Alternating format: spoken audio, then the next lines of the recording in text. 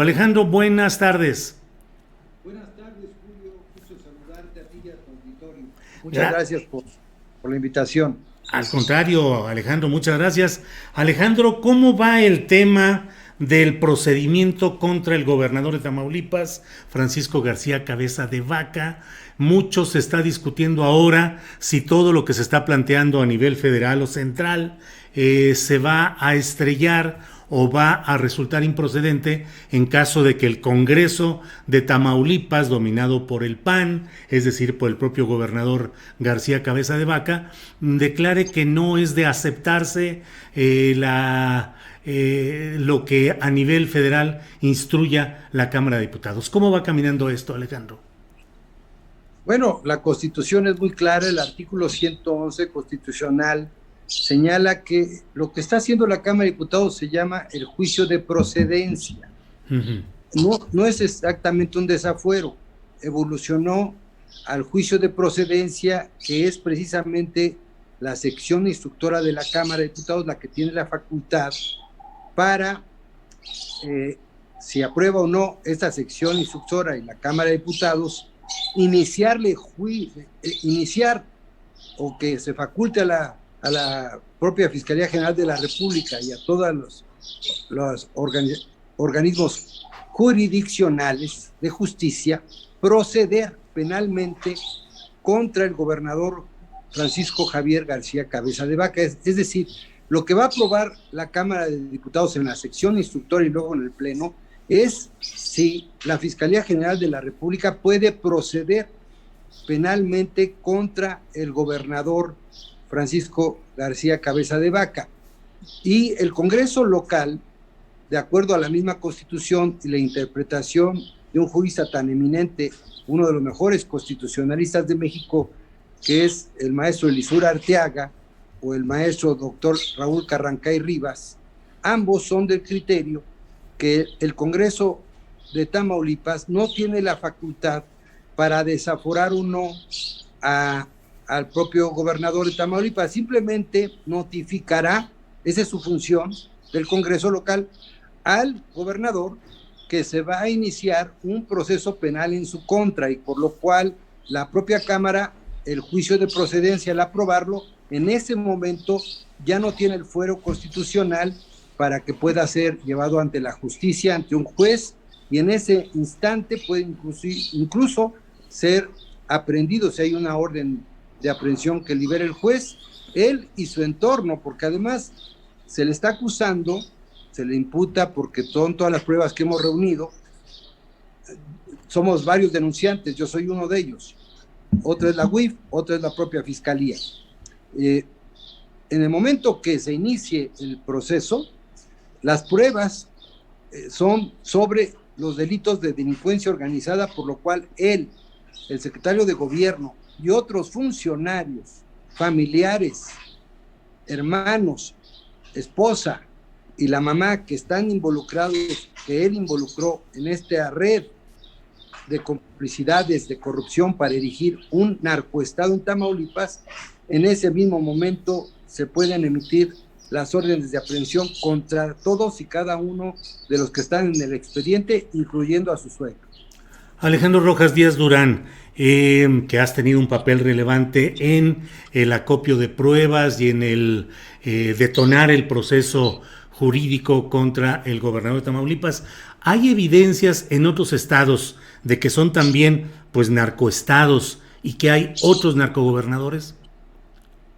Bueno, qué interesante tu pregunta, mi querido Julio, porque fíjate que estamos documentando, y esto va a ser por primera vez en México y en el mundo, cómo se construyó un narcoestado a partir del desmantelamiento de las instituciones políticas y de los poderes públicos, uh-huh. Y cómo se tejió, se deformó precisamente la ley, las constituciones locales y obviamente los ordenamientos, para que en Tamaulipas, es el caso más acabado, precisamente el cártel delincuencial se empoderó, y cómo están los vasos comunicantes de una élite política del PRI y del PAN que están entreverados y que llegan incluso a los gobiernos de Puebla, el del extinto gobernador Moreno Valle, por el Huachicol, y también a Guanajuato,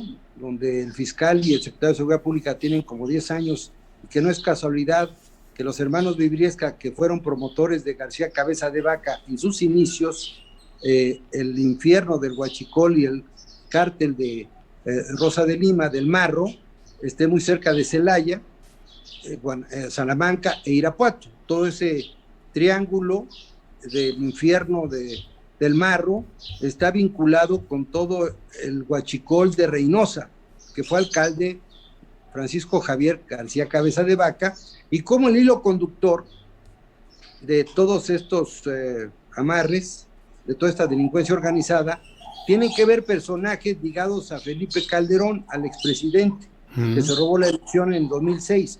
Por eso, no les extrañe que los primeros que salieron a defenderlos, y son sus defensores de oficio, es precisamente Roberto Gil Suárez, que fue secretario particular de Felipe Calderón y que cobra al año en Tamaulipas por ser asesor político más de 20 millones de pesos, y que su suegro lo impulsó para ser el delegado de la Secretaría de Comunicaciones y Transportes allí en Tamaulipas, y su cuñado subsecretario del Transporte, viniendo de Veracruz, con este Duarte, con Javier Duarte.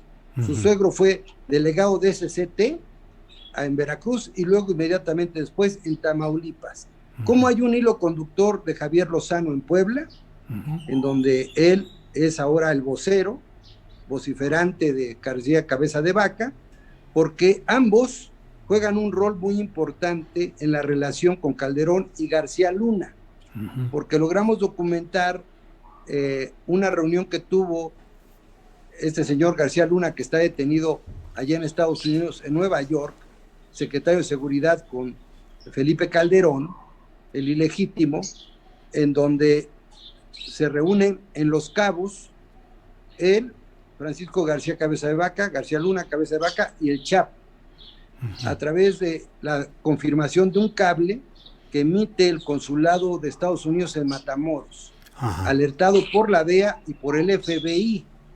Es decir, toda esta trama de cómo se va tejiendo entre el calderonato y el peñismo, que están involucrados porque con Peña Nieto estos sujetos son senadores en el gobierno de Peña Nieto y promotores del Pacto contra México y promotores de las grandes reformas estructurales contra el país, entre ellas la reforma energética, y cómo precisamente se cruzan los intereses de ambos sujetos, por ejemplo de Javier Lozano, que Javier Lozano, en otro cable emitido por el propio consulado también de Matamoros de Estados Unidos en México, señala en una declaración que hace Shen Li Jigong, no sé si se acuerdan de Shen Li Jigong, el chino que copela su cuello, el que le dijo el que Lozano amenazó, y está la declaración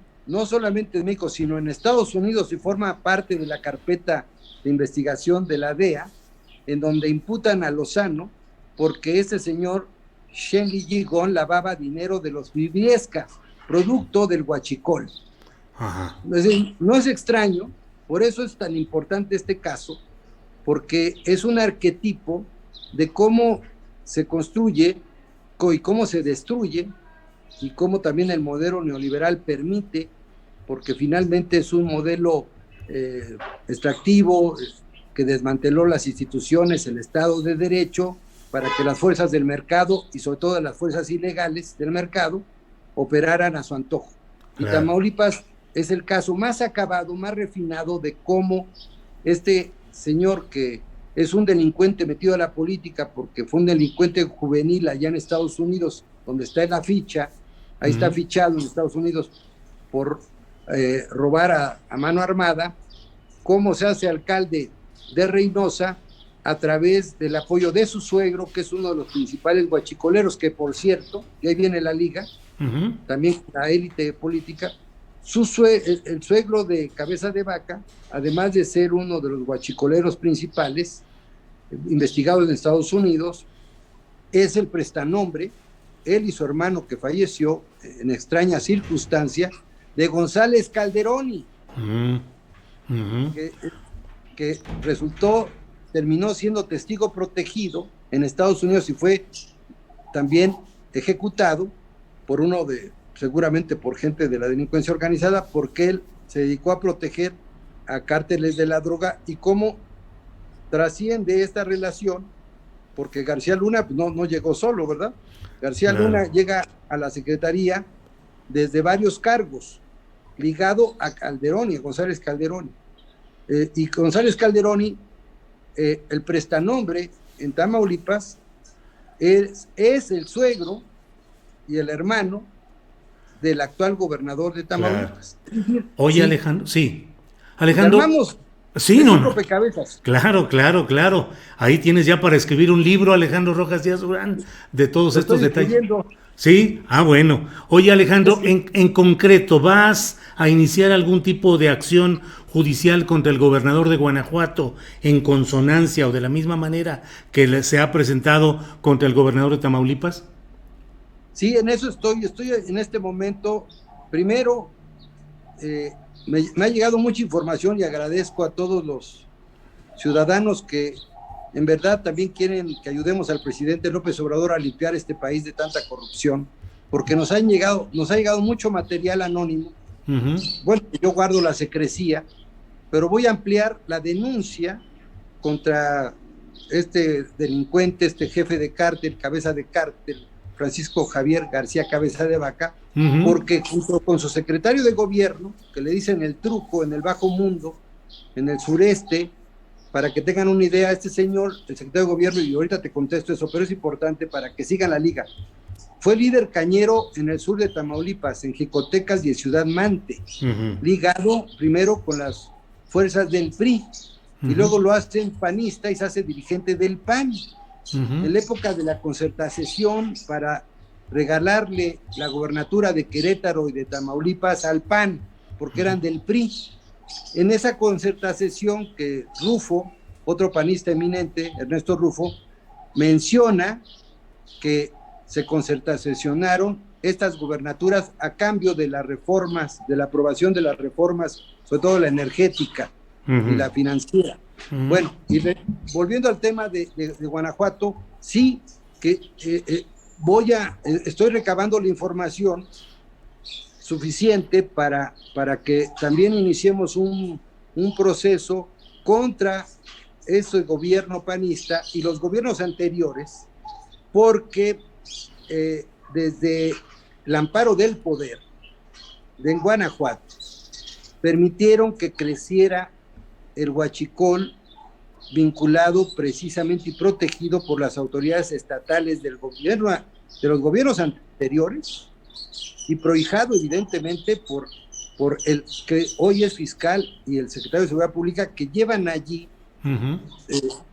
primero en la titularidad más de 10 años, pero abajo operando desde hace 3 sexenios. Igual vas a pedir que haya un retiro del fuero a ese gobernador y su sujeción a proceso penal.